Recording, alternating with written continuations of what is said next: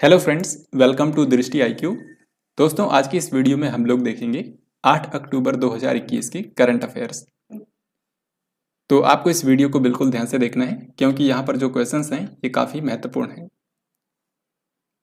तो आज का सबसे पहला क्वेश्चन है, प्रत्येक वर्ष 8 अक्टूबर को कौन सा दिवस मनाया जाता है?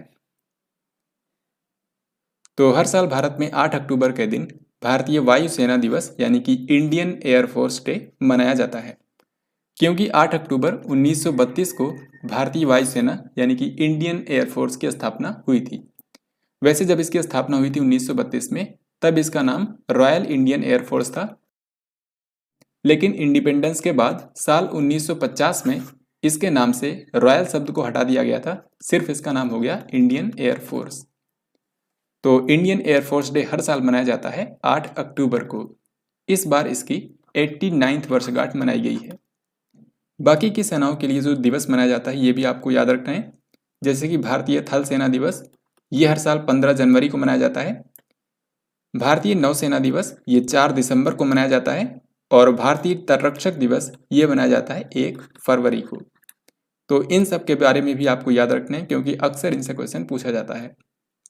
अब क्योंकि आज इंडियन एयरफोर्स डे है तो आपको याद रखना है अभी के समय इंडियन एयरफोर्स के जो नए प्रमुख बने हैं उनका नाम है air chief marshal VR Chaudhary. साथ ही इसके नए उप प्रमुख बने हैं संदीप सिंह। 7 अक्टूबर को किसने देश भर में PM केयर्स फंड से स्थापित 35 PSA ऑक्सीजन संयंत्र राष्ट्र को समर्पित किए हैं? तो 7 अक्टूबर को भारत के प्रधानमंत्री नरेंद्र मोदी ने भारत के 35 राज्यों और केंद्र शासित प्रदेशों में कुल मिलाकर 35 PSA ऑक्सीजन संयंत्र राष्ट्र को समर्पित किए हैं और इन सभी ऑक्सीजन संयंत्रों को PM केयर्स फंड के जरिए बनाया गया है। तो यहाँ पर हमारा आंसर होगा प्रधानमंत्री नरेंद्र मोदी ने इनको राष्ट्र को समर्पित किया है। इसी के साथ अब भारत के अंदर हर एक जिले में ऑक्सीजन संयंत्र हो चुके हैं। CJ येसुदासन, इनका हाल ही में निधन हो गया। आपको बताना है कि ये एक प्रख्यात क्या थे। तो CJ येसुदासन जो है ये भारत के एक मशहूर कार्टूनिस्ट थे। इनका हाल ही में 83 साल की उम्र में निधन हो गया है। भारत की जो वित्त मंत्री हैं निर्मला सीतारमण, इन्होंने हाल ही में किस राज्य के अंदर 120 मेगावाट की लोअर कोपिली जल विद्युत परियोजना के लिए भूमि पूजन किया है? तो इसका सही आंसर होगा ऑप्शन ए यानी कि असम राज्य। तो भारत के असम राज्य में यहाँ पर दीमा हसाओ जिले के अंदर एक लोअर कोपिली जल विद्युत परियोजना का निर्माण किया जाएगा जिसकी क्षमता होगी 120 मेगावाट। तो इसी के लिए हाल ही में भूमि पूजन किया है भारत की वित्त मंत्री निर्मला सीतारमण ने। ये जो लोअर कोपिली जल विद्युत परियोजना बनाई जाएगी इस पर 2200 करोड़ रुपए खर्च होंगे।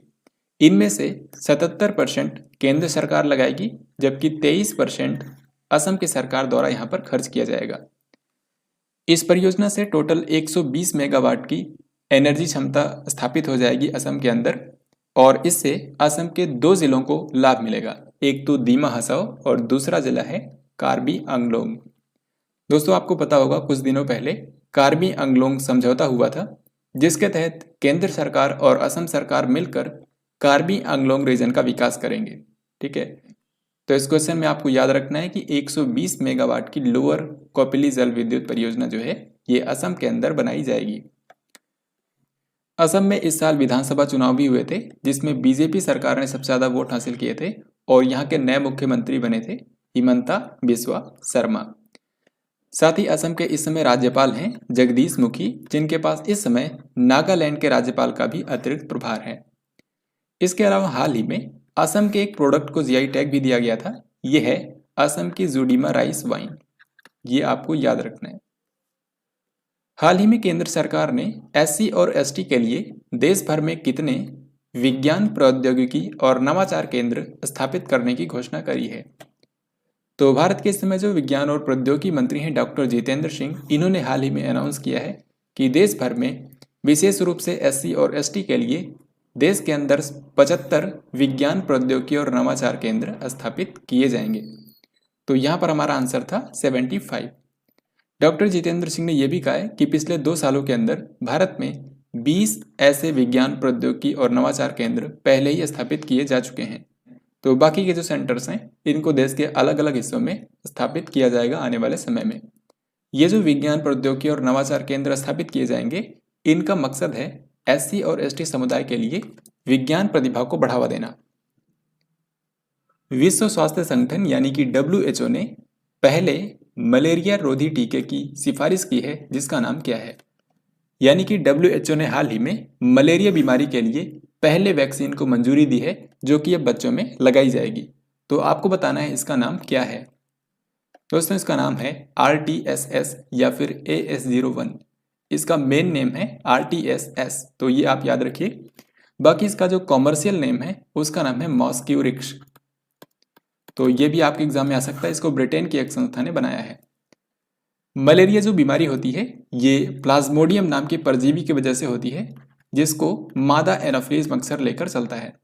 तो मादा एनोफिलीज मच्छर जो है ये प्लाज्मोडियम परजीवी का वाहक है, जिसकी वजह से मलेरिया बीमारी होती है। दोस्तों, आपको बता दूं, मलेरिया को भारत से खत्म करने का लक्ष्य रखा गया है 2030 तक। इसके लिए Indian council of medical research यानी कि ICMR ने एक प्रोग्राम भी शुरू किया है, जिसका नाम है मेरा इंडिया। और इस मेरा इंडिया का फुल फॉर्म है मलेरिया एलिमिनेशन रिसर्च अलायंस। तो इसके बारे में आपको याद रखना है। हेनले पासपोर्ट इंडेक्स 2021 में भारतीय पासपोर्ट को कौन सा स्थान मिला है? This question is very very important. तो हेनले पासपोर्ट इंडेक्स जो है ये साल भर में 2 बार जारी होता है। सबसे पहले जनवरी में और अभी ये जारी हुआ है अक्टूबर में। तो जनवरी में जब जारी हुआ था तो उसमें भारत की रैंक थी 85, लेकिन अभी जो अक्टूबर महीने में हेनले पासपोर्ट इंडेक्स जारी हुआ है, इसके हिसाब से भारत का पासपोर्ट दुनिया में 90वें स्थान पर है, क्योंकि भारतीयों को टोटल 58 ऐसे देश हैं जहां पर वीज़ा फ्री एक्सेस है। लेकिन अगर हम टॉप कंट्रीज़ की बात करें तो इसमें नंबर 1 पर अभी तक केवल जापान था, लेकिन अब जापान के साथ एक और कंट्री आ गया है जिसका नाम है सिंगापुर। तो अभी के समय दुनिया का सबसे शक्तिशाली पासपोर्ट है जापान और सिंगापुर का संयुक्त रूप से, क्योंकि इन दोनों ही देशों के नागरिकों को टोटल 192 कंट्रीज में बिना वीज़ा के एक्सेस की अनुमति है। तो ये आपको याद रखना है। नंबर 1 पर जापान और सिंगापुर हैं और भारत की रैंक है 90। दालचीनी की संगठित खेती शुरू करने वाला भारत का पहला राज्य कौन सा बन गया है? दालचीनी को अंग्रेजी में बोला जाता है सिनेमन। ये एक स्पाइस है यानी कि मसाला है। तो इसका इस्तेमाल सब्जियों में तो किया ही जाता है, बाकी इसमें औषधीय गुण भी होते हैं, जैसे कि ये इम्यून सिस्टम को बूस्ट करता है। लेकिन दालचीनी के उत्पादन में भारत आत्मनिर्भर नहीं है। इसके लिए दालचीनी भारत में दूसरे कंट्रीज से हर साल आयात किया जाता है। वैसे आपको बता दूं ये सबसे ज़्यादा होता है श्रीलंका में। अब यहाँ पर मैं जो आपको बताऊंगा वो ध्यान से सुनना है। जो council of scientific and industrial research है यानी कि CSIR, इसकी भारत में 40 से भी ज़्यादा लैब हैं और उन्हीं में से एक है हिमाचल प्रदेश के पालमपुर जिले में, जिसका नाम है IHBT। तो IHBT नाम की जो संस्था है CSIR के अंडर में, इसी ने हाल ही में हिमाचल प्रदेश के अंदर पहली बार दालचीनी के संगठित खेती शुरू की है। यानी कि सिनेमन जो स्पाइस होता है इसकी ऑर्गेनाइज्ड कल्टीवेशन शुरू की है हाल ही में CSIR ने हिमाचल प्रदेश के अंदर। हिमाचल प्रदेश का जो ऊना जिला है, यहाँ पर एक छोटे से गांव में पौधारोपण करके पायलट बेसिस पर इसकी शुरुआत की गई है। और अगर ये प्रयोग सफल होता है तो फिर इसको बड़े स्तर पर कॉमर्शियल लेवल पर इसकी खेती की जाएगी। तो आपको याद रखना है, ये काफ़ी इंपॉर्टेंट क्वेश्चन है। इसके बाद यहाँ पर अगला सवाल है, हाल ही में किस राज्य की सरकार ने स्कूली छात्राओं को मुफ्त सैनिटरी नैपकिन प्रदान करने हेतु स्वच्छ कार्यक्रम की शुरुआत की है? तो इसका सही उत्तर होगा ऑप्शन सी यानी कि आंध्र प्रदेश। तो हाल ही में आंध्र प्रदेश के जो मुख्यमंत्री हैं YS जगनमोहन रेड्डी, इन्होंने स्वास्थ्य और स्वच्छता पर केंद्रित करते हुए एक कार्यक्रम शुरू किया है जिसका नाम है स्वच्छ कार्यक्रम। और इसके तहत स्कूली छात्राओं को क्लास 7 से लेकर 12th तक की छात्राओं को मुफ्त में सैनिटरी नैपकिन प्रदान किया जाएगा। तो आंध्र प्रदेश सरकार ने स्वच्छ कार्यक्रम की शुरुआत की है। T20 क्रिकेट में 400 छक्के लगाने वाले भारत के पहले खिलाड़ी कौन बन गए हैं?